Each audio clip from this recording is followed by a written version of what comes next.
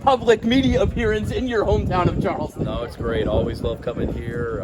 Born here. I spoke a lot about that publicly, and was here on Father's Day visiting. And anytime we can come here, I'm happy, and it's great to be back. Especially talking Gamecock football tonight as well. Week from tomorrow, everything gets going on. Are you kind of getting some butterflies in your stomach? What's the move going through your head with the big effort camp? Yeah, excitement. This week's been busy with these events, and we got a big recruiting event Saturday, and some prospects on campus tomorrow, and so a lot of focus on that. But certainly excitement more than anything to get out there and start practice. I love doing these events and love getting across the state and visiting with our great fans. But there's nothing like being on the field and coaching football with your players. So really excited for that a week from tomorrow. Three major cogs from the Low Country, or Trey Smith, the Carry-On Joyner, and Parker White. Your thoughts on the three of those guys? Yeah, I love what they're about. I mean, I always recruited this state when I was at other schools, and I can remember being down here in Fort Dorchester at Georgia when we were trying to recruit to Carry On, and being in Wando, seeing Ortre and those guys. And first of all, just fantastic young men. I mean, so fortunate that they're a part of our program.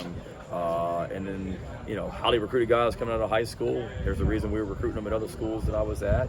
And so thankful that they're Gamecocks, and really excited about, what I think all three of them are gonna get done this season. They've had great summers and really good spring practices. The Carry-On's been a phenomenal leader for us. He won 2 awards during spring practice for his play on offense and special teams, and very motivated and excited to get going with them. How pumped are you to be able to have fans back at Williamsburg today? Words can't describe how excited I am. Last year was tough for everyone for a lot of different reasons, but certainly not being able to play in front of packed stadiums, we all missed, whether I was at Oklahoma or the fans here at South Carolina. So for it to be year one, and just the energy level and excitement that this program has right now, I get chills thinking about September 4th and coming out to a packed Williams-Brice Stadium to 2001, here in Sandstorm and everything else. It's going to be a blast, and got a lot of work to do before then, but can't get here soon enough. When you speak of these things, what do you want the fans to take away from your message to them on your home tours? I think it's just, I don't think I have to try too hard to convey the excitement that we have in this program right now. The excitement in Columbia and across the state. I feel it everywhere I go. It's not like I have to go into these things and try and create excitement when we go to them. The coaches and I that have been at them all week and back in May, the excitement's real and it's genuine. For me, it's just coming in here and having another opportunity to get to know so many of our awesome fans, to get in and just give them an update on where we are as a program and try and create maybe a little bit more excitement going into the football season. As of 15 minutes ago, Oklahoma and Texas just got the invite to the SEC. I'm sure you're tired of this question, but what are your thoughts on that move and all this conference realignment? Yeah, we were just talking about it on the ride over coming in, and when that news broke. Certainly tons of respect for Greg Sankey, our commissioner, and he's a lot smarter than I am, and he knows what's best for not only the SEC, but what's best for college athletics, and he feels like this is something that's best for college athletics, and trust him, and there's a lot more that I'll have to worry about between now and then, but it's exciting. I said it earlier at an event that this is the toughest conference in America, and it just got tougher, but if you want to play against the best, and that's what we tell recruits all the time, if you want to play against the best, the SEC is where you need to probably come play. And the fact that you had 2 premier programs like Oklahoma and Texas that are wanting to leave a pretty good situation where they were to come play in this league, I think speaks volumes.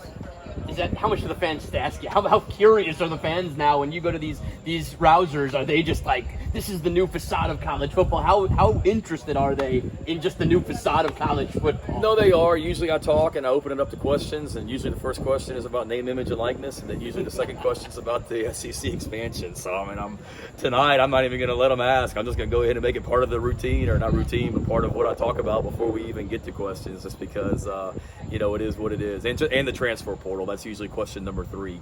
I've had Coach Martin with me in basketball the last few days. He's not with me tonight, so I was usually able to turn the transfer portal questions and answers over to him, because he's got a lot of thoughts on it as well from a basketball standpoint. But no, it's part of it. It's a different time in college athletics, but we're all dealing with it, and all want what's best for the student athletes, and that's what we're trying to do. Any fears or worries with this Delta variant? progressing from all this COVID progress we made over the last year? Yeah, I mean, I'd be lying if I don't see what's going on and read about things and stuff like that. You know, really pleased with where we are as a program from a vaccination standpoint, and doing the best that we can in our program to get ourselves to September 4th, and you know, trying to be smart, very aware of what's going on, but you know, again, there's people a lot smarter than me that make decisions about that, and we've got a fantastic medical team in Columbia, and they keep me abreast of what's going on, and we're doing everything that we can, like I said, in our program to get us to where we need to be.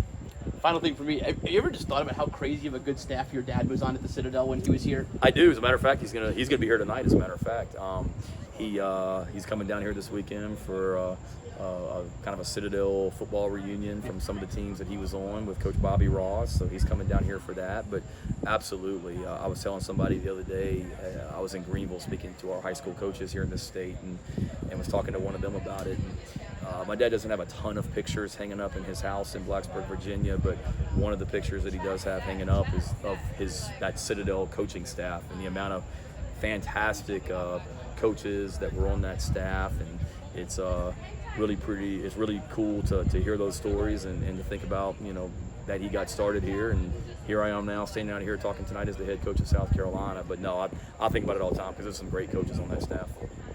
Awesome.